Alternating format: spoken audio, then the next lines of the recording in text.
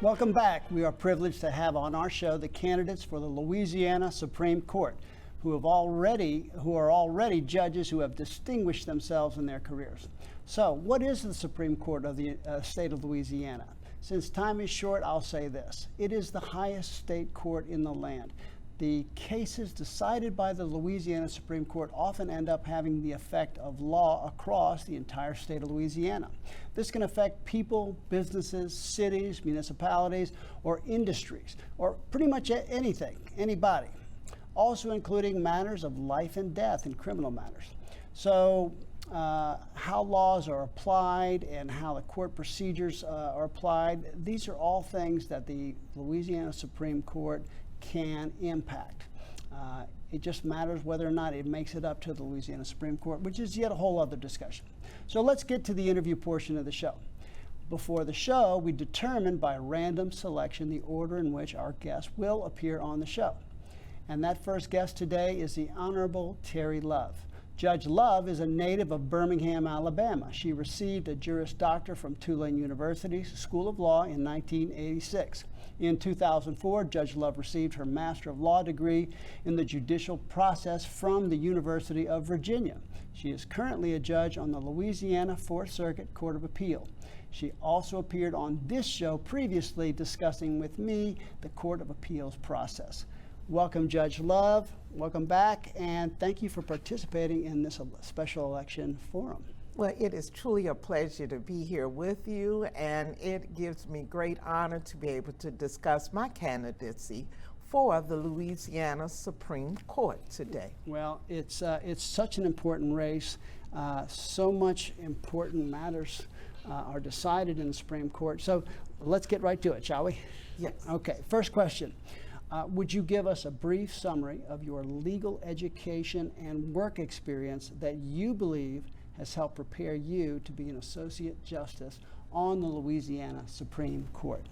Well, first of all, one of the things I'm most proud of is some legislative work which I performed. In 1993, I was called upon by Mayor Mark Morial, 1994, to be the lead author of the City of New Orleans' first domestic violence ordinance.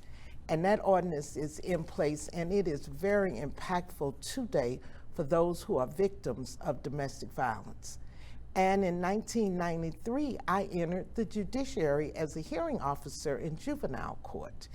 In 1995, I was elected to the Civil District Court for the Parish of Orleans, where I served for 5 years.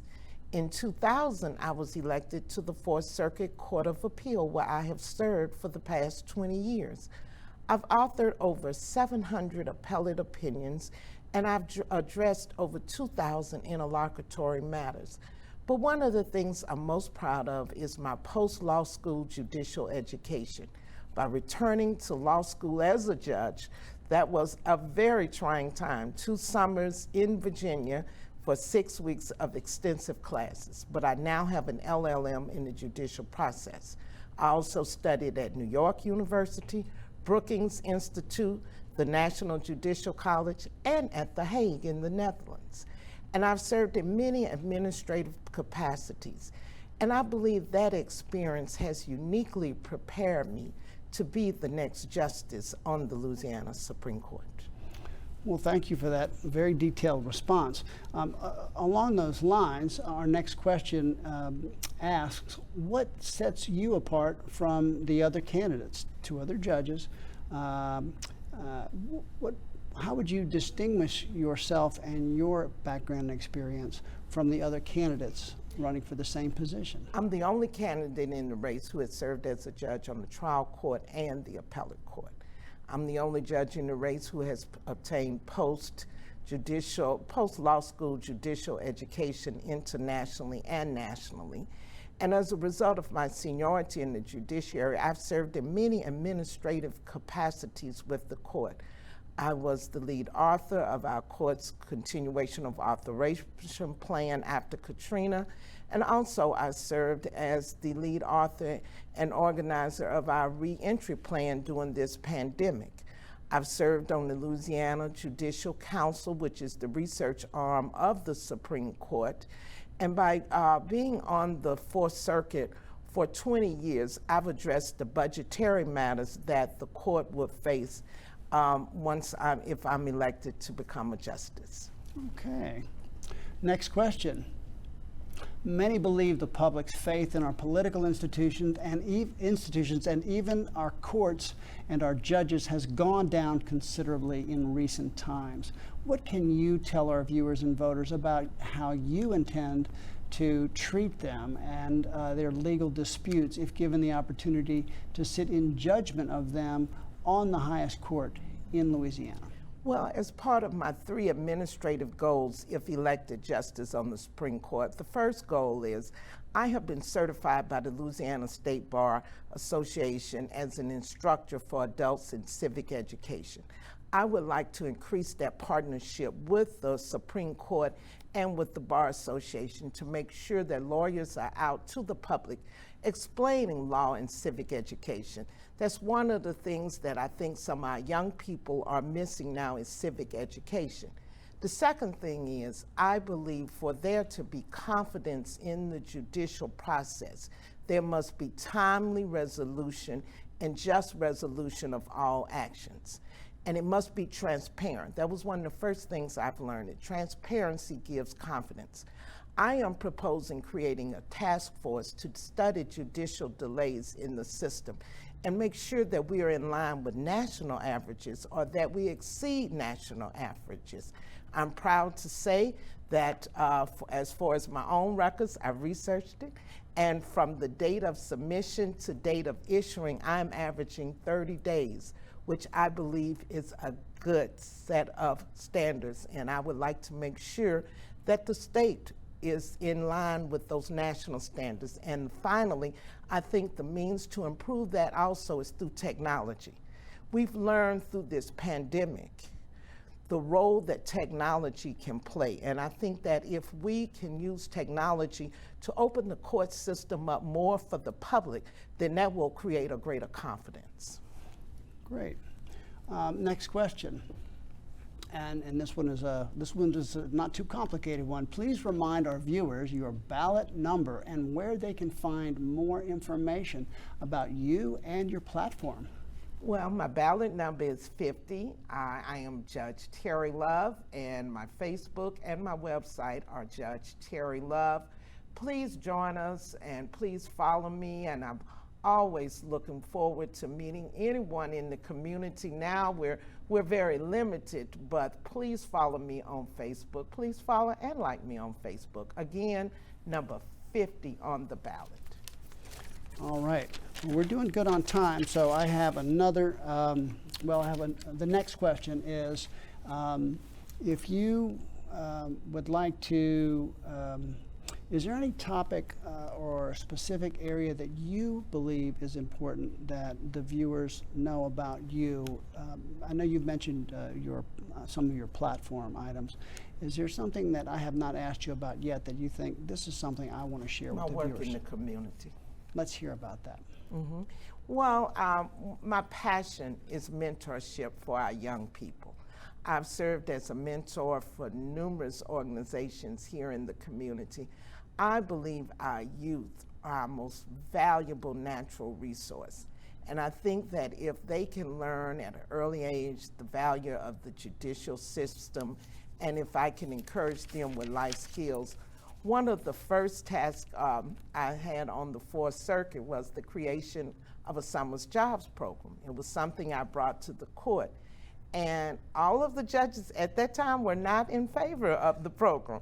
But I was able to convince them, and we've had an excellent program with a strong focus on mentorship and exposure.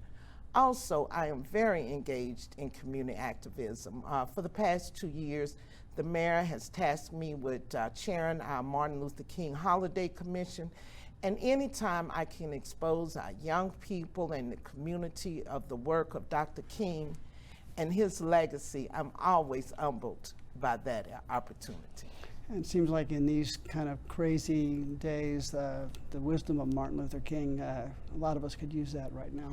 We sure could, and his commitment and his unselfish giving of himself, like so many of those great civil rights leaders, and also by so many of the great jurors who stand before me. I was strongly influenced by the late Justice Revius Ortiz and the late Judge Israel Augustine, who played a major role in my grooming as a young lawyer to prepare me for the judiciary. And I've always honored and watched Chief Justice Johnson for her work, because her commitment to equality is beyond measure. And I could never step into her shoes. Those are some big shoes to fill. Yes, ma'am. I would just like to create my own work legacy of a commitment to equal justice, because the Supreme Court is the ultimate ensurer of justice. That's why you're not even called a judge, you're a justice.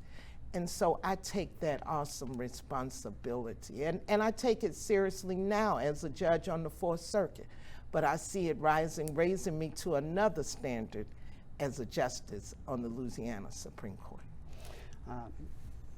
I wish I could talk more with you about that, but in the limited time we have, we've got time for one brief comment, and that is, can you point to a moment in your career where when you had to make a tough decision, maybe one that was politically unpopular or that might have put you in an uncomfortable position, where you had to make a decision which might further demonstrate more about you and who you are as a person and a leader? If you could share something like that with us. Well, I think one of those decisions, and it comes often, is when it's involving young people.